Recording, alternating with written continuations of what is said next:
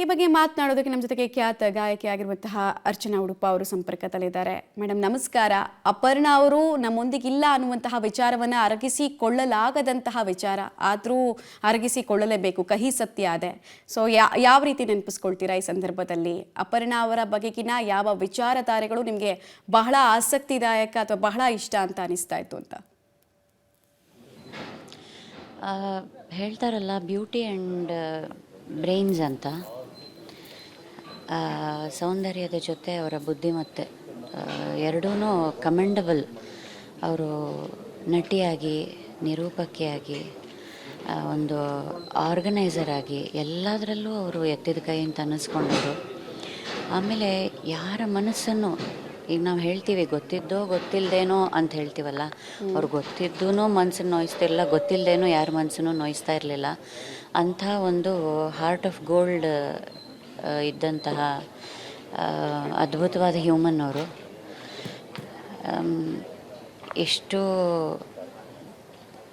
ಇಷ್ಟು ಬೇಗ ಅವರು ನಮ್ಮನ್ನು ಬಿಟ್ಟು ಹೋಗ್ತಾರೆ ಅನ್ನೋಂಥ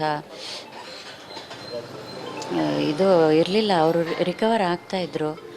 ಎಲ್ಲೋ ಒಂದು ಹೋಪ್ ಇತ್ತು, ಸರಿ ಹೋಗುತ್ತೆ ಅನ್ನುವಂಥ ಒಂದು ಆಸೆ ಇತ್ತು. ಬಟ್ ಮತ್ತೆ ಸಡನ್ನಾಗಿ ಶಿ ಜಸ್ಟ್ ಡ್ರಿಫ್ಟೆಡ್ ಅಷ್ಟೇ.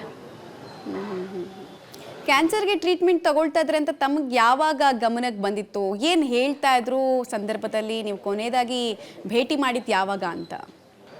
ನನಗೆ ಇದು ಅವರು ಟೆಸ್ಟಿಂಗಿಗೆ ಕಳಿಸಿದ್ದೀನಿ ಅಂತ ಇದು ರಿಸಲ್ಟ್ ಬರೋಕ್ಕೆ ಮುಂಚೆನೇ ನನಗೆ ಹೇಳಿದರು. ಯಾರಿಗೂ ಹೇಳಬೇಡ ಅಂತಲೂ ಹೇಳಿದರು.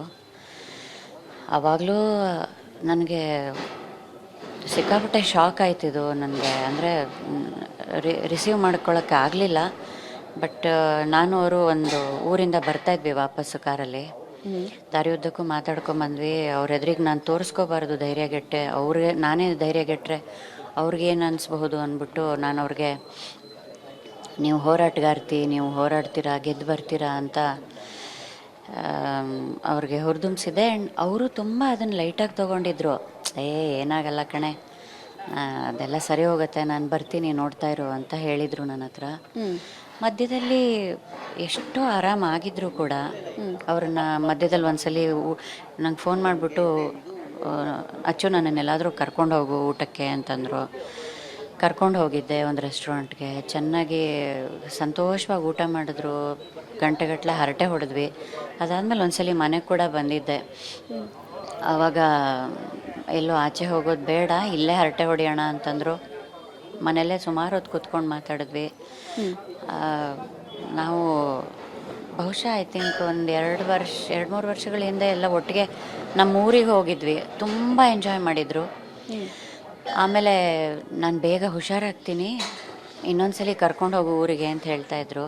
ನಾನು ಹೇಳಿದೆ, ನೀವು ರೆಡಿಯಾಗಿ ನಂಗೊಂದು ಡೇಟ್ ಹೇಳಿ ಅಷ್ಟೇ, ಕಾರ್ ತೊಗೊಂಡು ಬರ್ತೀನಿ, ಹೋಗೋಣ, ಯಾವಾಗ ಬೇಕಿದ್ರೂ ರೆಡಿ ಅಂದಿದ್ದೆ.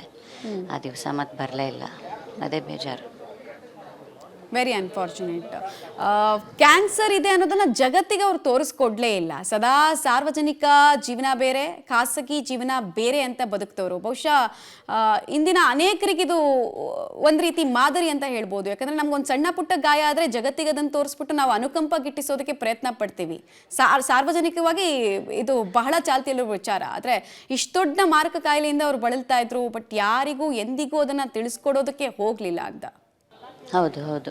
ಅವರಿಗೆ ಒಂದು, ನೀವು ಹೇಳ್ದ ಹಾಗೆ, ಎಲ್ಲರೂ ಅಯ್ಯೋ ಪಾಪ ಹಿಂಗಾಗೋಯ್ತಾ ಅನ್ನೋದು ಇಷ್ಟ ಇರಲಿಲ್ಲ ಅವ್ರಿಗೆ. ಆ ಥರದ ಒಂದು ಪಿಟಿ ಬೇಕಿರಲಿಲ್ಲ. ಆ್ಯಂಡ್ ಕೀಮೋಥೆರಪಿ ಎಲ್ಲ ಆಗ್ತಾ ಇದ್ದಾಗೆ ಏನಾಗತ್ತೆ ನಿಮಗೂ ಗೊತ್ತು. ಅವ್ರಿಗೆ ಎಲ್ಲರೂ ಅವ್ರನ್ನ ಆ ಥರ ನೋಡೋದು ಇಷ್ಟ ಇರಲಿಲ್ಲ. ಸೊ ಅವ್ರು ತುಂಬ ಅವ್ರ ನೋವನ್ನು ಅವರು ಯಾವತ್ತೂ ತೋರಿಸ್ಕೊಂಡವರಲ್ಲ. ಕೊನೆ ಟೈಮಲ್ಲೂ ಹಾಗೇ ಅವರು ಬೇರೆಯವ್ರಿಗೆ ಕಷ್ಟ ಆಗಬಾರ್ದು, ಬೇರೆಯವ್ರಿಗೆ ತೊಂದರೆ ಆಗಬಾರ್ದು ಅಂತಲೇ ನೋವನ್ನು ನುಂಗ್ಕೊಂಡು ನಗ್ತಾನೆ ಇದ್ದರೆ ಹೊರತು ಅವ್ರು ಅದೆಷ್ಟು ನೋವು ಅನುಭವಿಸಿದ್ರೋ ಏನೋ ಅದು ಅವ್ರಿಗೆ ಗೊತ್ತು. ಆಮೇಲೆ ಅವ್ರನ್ನ ಮಗು ಥರ ನೋಡ್ಕೊಂಡು ಅವರ ಹಸ್ಬೆಂಡ್ಗೆ ಗೊತ್ತದು ಅವ್ರು ಏನು ಅನುಭವಿಸಿದ್ದಾರೆ ಅನ್ನೋದು.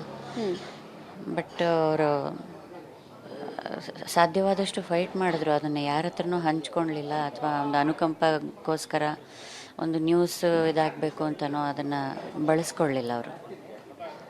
ಮುಂಚೆಯಿಂದ ಅವ್ರು ಇದ್ದಿದ್ದೆ ಹಾಗೆ. ರಚನಾ ಉಡುಪ ಅವರೇ, ನಾನು ಕೇಳ್ತಾ ಇದ್ದೆ ನಿಮ್ಮನ್ನ, ಅಪರ್ಣಾ ಅವರು ಕಂಡಂತಹ ಹಸುಗಳ ಬಗ್ಗೆ ನಿಮ್ಗೆ ಏನಾದರೂ ಹೇಳ್ಕೊಂಡಿದ್ರಾ? ಏನ್ ಕನಸು ಅಪೂರ್ಣವಾಗಿ ಉಳಿತು ಅಂತ? ಅಂದರೆ ಅವರಿಗೆ ಬಹಳಷ್ಟು ಕಾರ್ಯಕ್ರಮಗಳೆಲ್ಲ ಅವರು ಕಾನ್ಸೆಪ್ಟ್ ಮಾಡಿ ಇಟ್ಕೊಂಡಿದ್ರು. ಈ ಥರದ ಕಾರ್ಯಕ್ರಮ ಮಾಡಬೇಕು, ಆ ಥರದ ಕಾರ್ಯಕ್ರಮಗಳನ್ನ ಮಾಡಬೇಕು ಅಂತ. ಸೊ ಏನೇನೋ ಅದ್ಭುತವಾದ ಕಾನ್ಸೆಪ್ಟ್ಗಳಿತ್ತು ಅವ್ರ ತಲೆಯಲ್ಲಿ. ಎಲ್ಲ ಸೇರ್ಕೊಂಡು ಮಾಡೋಣ ಅಚ್ಚು ಅಂತ ಹೇಳ್ತಾ ಇದ್ರು. ಬಟ್ ಅದೆಲ್ಲ ಪ್ಲಾನಿಂಗಲ್ಲೇ ಹಾಗೆ ಹೋಯ್ತು ಅಷ್ಟೆ. 4th ಸ್ಟೇಜ್ ಕ್ಯಾನ್ಸರ್ ಇದ್ದಾಗ ಡಿಟೆಕ್ಟ್ ಆಯಿತು, ಅವ್ರಿಗೆ ಗೊತ್ತಾಯಿತು ಅಂತ ನಾವು ಕೇಳ್ಪಡ್ತಾ ಇದ್ವಿ. ಅದಕ್ಕೆ ಮುಂಚೆ ಆರೋಗ್ಯದ ಬಗ್ಗೆ ಕಾಳಜಿ ತಗೊಂಡಿರ್ಲಿಲ್ವಾ, ಅಥವಾ ತೀರಾ ಗೊತ್ತಾಗದೆ ಇದು ದೇಹವನ್ನು ಹೊಕ್ಕಿರೋದಾ? ಏನು ಹೇಳ್ತಾ ಇದ್ರು ಅವ್ರ ಪತಿ, ಏನು ಹೇಳ್ತಾ ಇದ್ರು ಅವ್ರನ್ನ ಮಾತಾಡಿಸಿದಾಗ ಅಂತ? ಅಲ್ಲ, ಈಗ ನೋಡಿ, ಕ್ಯಾನ್ಸರ್ ಅನ್ನೋದು ಅದು ಬಂದು ನಿಮಗೆ ಕೆಲವ್ರಿಗೆ ಪುಣ್ಯ ಗಟ್ಟಿ ಇದ್ದರೆ ಮೊದಲೇ ಗೊತ್ತಾಗತ್ತೆ. ಕರೆಕ್ಟ್. ಇನ್ನು ಕೆಲವರಿಗೆ, ಭಾಳಷ್ಟು ಜನಕ್ಕೆ 4th ಸ್ಟೇಜ್ಗೆ ಹೋದ್ಮೇಲೆ ಗೊತ್ತಾಗೋದು. ತೀರಾ ಹದಗೆಟ್ಟಾಗಲೇ ಅದೇನು ಅಂತ ಗೊತ್ತಾಗೋದು. ಅಲ್ಲಿವರೆಗೆ ಅದು ಎಂತಹ ಮಾರಿ ಅಂತ ಎಲ್ಲ ಪ್ರಪಂಚಕ್ಕೆ ಗೊತ್ತೇ ಆಗೋದಿಲ್ಲ. ಅದು ಗೊತ್ತಿಲ್ಲದಿದ್ದ ಹಾಗೆ ಕಬಳಿಸ್ಬಿಡುತ್ತೆ ಜೀವನ. ಸೊ ಇವ್ರಿಗೂ ಖಂಡಿತ ನನಗೆ ತಿಳಿದ ಮಟ್ಟಿಗೆ ಇವ್ರಿಗೆ ಗೊತ್ತಾಗಿಲ್ಲ ಅಲ್ಲಿವರೆಗೂ. ಯಾಕಂದರೆ ಆರಾಮಾಗೇ ಇದ್ದರು. ನಾನು ನೋಡಿದ ಮಟ್ಟಿಗೆ ನಗ್ನಗ್ತಾ ಖುಷಿಯಾಗಿ ಓಡಾಡಿಕೊಂಡು ಕಾರ್ಯಕ್ರಮಗಳು ಮಾಡಿಕೊಂಡು ಇದ್ದವರು. ಇದು ಅವ್ರಿಗೆ ಗೊತ್ತಾಗಿಲ್ಲ ಅಂತ ನನ್ನ ಭಾವನೆ. Right. Thank you madam, Public TV ಜೊತೆಗೆ ಮಾತಾಡಿದ್ದಕ್ಕೆ. ಇದು ಅಪರ್ಣಾ ಅವರ ಅತ್ಯಾಪ್ತ ವಲಯದಲ್ಲಿ ಗುರುತಿಸಿಕೊಂಡಿದ್ದಂತಹ ಅರ್ಚನಾ ಉಡುಪ ಅವರ ರಿಯಾಕ್ಷನ್ ಆಗಿತ್ತು. ಕ್ಯಾನ್ಸರ್ ಅನ್ನುವಂತಹ ಮಹಾಮಾರಿಗೆ ಅಪರ್ಣಾ ಅವರು ಬಲಿಯಾಗಿದ್ದಾರೆ. ಸ್ಪಷ್ಟ ನುಡಿಗಳಿಂದ ನಾಡು ಗೆದ್ದಂತಹ ಕನ್ನಡತಿ ಇಹಲೋಕವನ್ನು ತ್ಯಜಿಸಿದ್ದಾರೆ. ಈಗಾಗಲೇ ಅಂತಿಮ ದರ್ಶನಕ್ಕೆ ಸಾರ್ವಜನಿಕರು ಕೂಡ ಆಗಮಿಸ್ತಾ ಇದ್ದಾರೆ, ಅಂತಿಮ ನಮನವನ್ನು ಸಲ್ಲಿಸ್ತಾ ಇದ್ದಾರೆ. ಇವತ್ತು ಗಣ್ಯಾತಿ ಗಣ್ಯರು ಕೂಡ ಆಗಮಿಸುವಂತಹ ನಿರೀಕ್ಷೆ ಇದೆ. ಈಗಾಗಲೇ ಚಿತ್ರರಂಗದ ಅನೇಕ ವ್ಯಕ್ತಿಗಳು ಅಲ್ಲಿ ಬರ್ತಾ ಇದ್ದಾರೆ, ಗೌರವ ನಮನವನ್ನು ಸಲ್ಲಿಸ್ತಾ ಇದ್ದಾರೆ. 3 ದಶಕಗಳಿಂದ ಅತ್ಯಂತ ಯಶಸ್ವಿ ನಿರೂಪಕಿಯಾಗಿ, ನಟಿಯಾಗಿದ್ರು. ನಿರೂಪಣೆಯಿಂದ ಪ್ರತಿ ಕನ್ನಡಿಗರ ಮನೆ ಮಾತಾಗಿದ್ದಂತಹ ಅಪರ್ಣಾ ಅವರಿಗೆ ನಮನ ಸಲ್ಲಿಸೋದಕ್ಕೆ ಬರ್ತಾ ಇರುವಂತಹ ದೃಶ್ಯ.